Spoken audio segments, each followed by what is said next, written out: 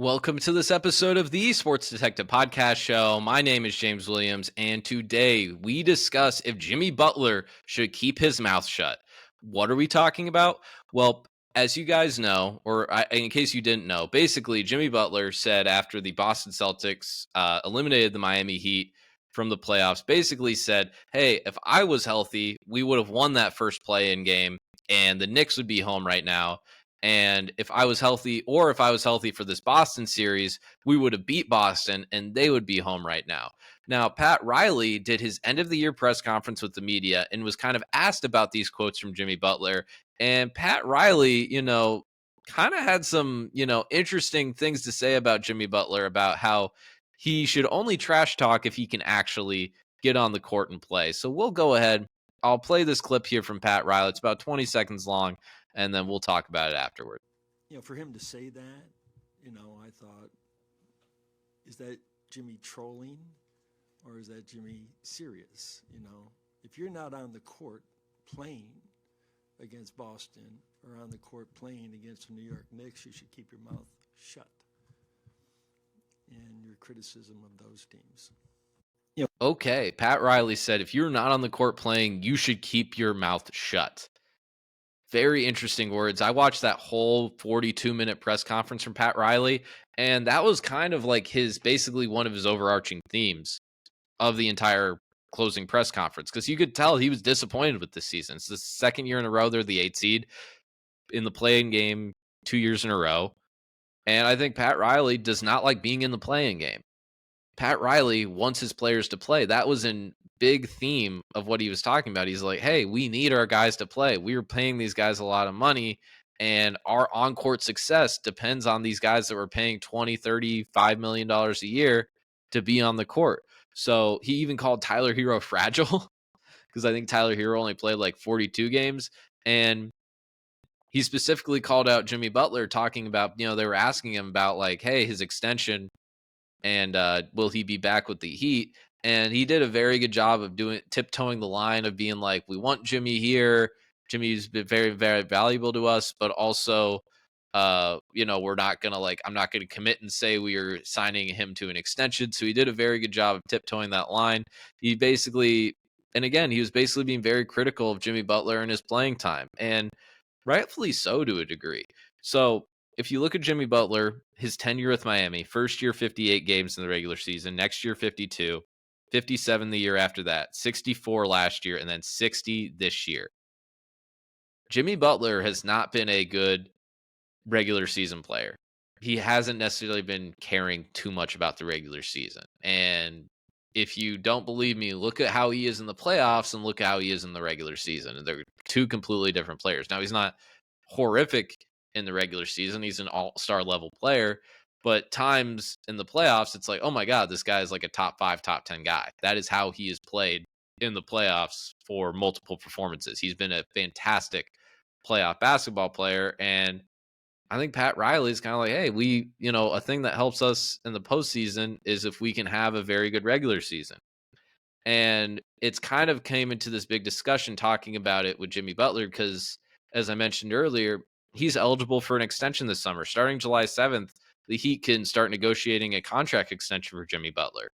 So the thing that very much is interesting with that discussion is, do the Heat want Jimmy Butler to resign? And does Jimmy Butler want to resign with the Miami Heat, or does he potentially want to go somewhere? And what should the Miami Heat do? Because basically, and everyone's been saying this, the Miami Heat are going to be doing something big this summer. It's unclear what they will be doing, but they cannot come back next year with the same team. It doesn't work. The last 5 years with Jimmy Butler, they have been very good years. I think they've overachieved. They were within a shot 1 year of in 22 of making the finals. They made the finals last year, and then they made the finals in 2020. I think in a way they've overachieved in this Jimmy Butler era, which is a compliment, by the way. But if I were the Miami Heat, and this would be my prediction, because I think a lot of people are like, oh, well, this big move will be doing this big move, giving up a bunch of draft picks and some young players for a star. I actually think they might go the other way.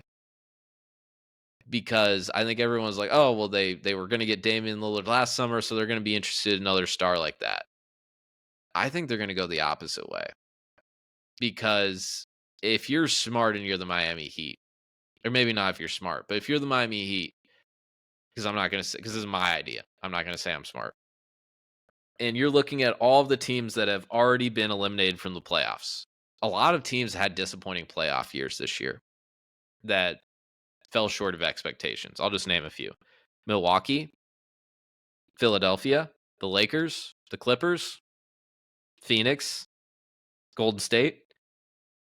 Denver's down 0-2. I think if Denver loses this round, they're going to be disappointed.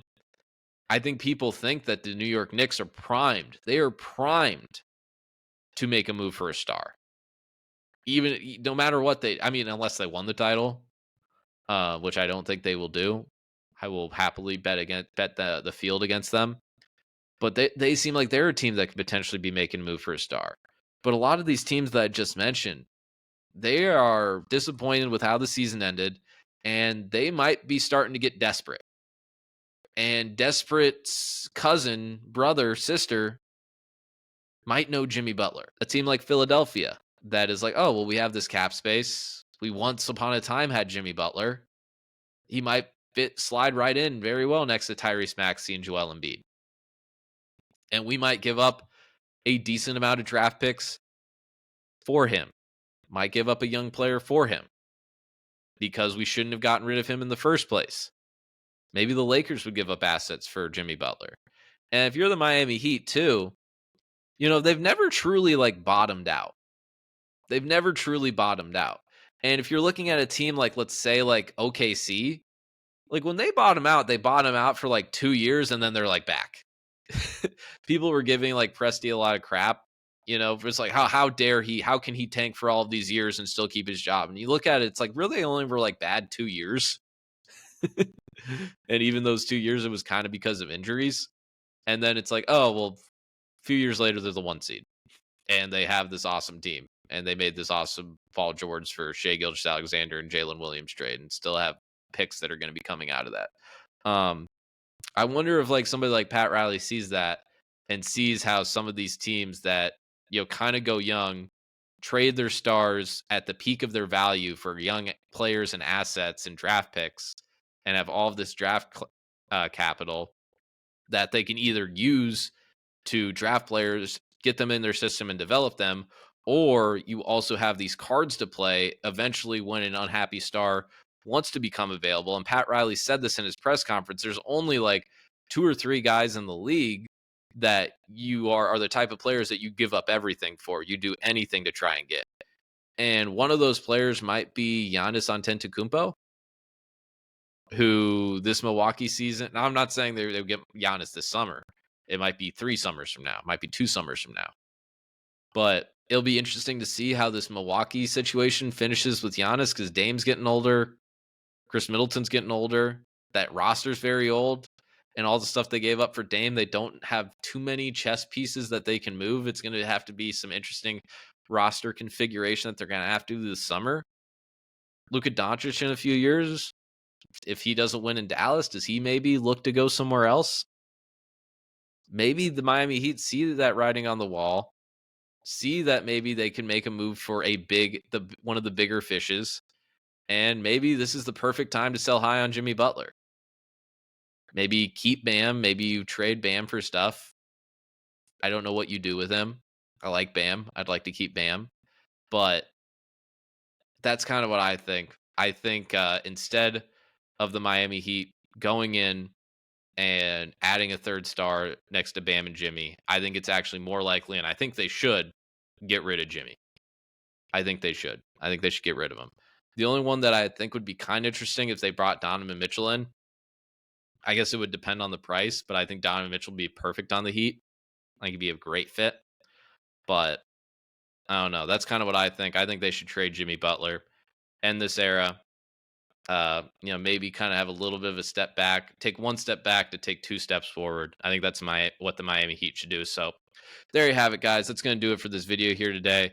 If you got this far in the video, thank you so much. Hit that like button, hit that subscribe button, leave a comment on what you think about the video, what you think the Miami Heat should do with Jimmy Butler. I very much appreciate you for watching this video. And if you like this video, again, hit that subscribe button. It very much helps us out in the algorithm. If you haven't already, subscribe and maybe explore the Sports Detective Podcast channel page. You might find some other videos that you enjoy. Thank you very much for watching. I'll talk to you next time.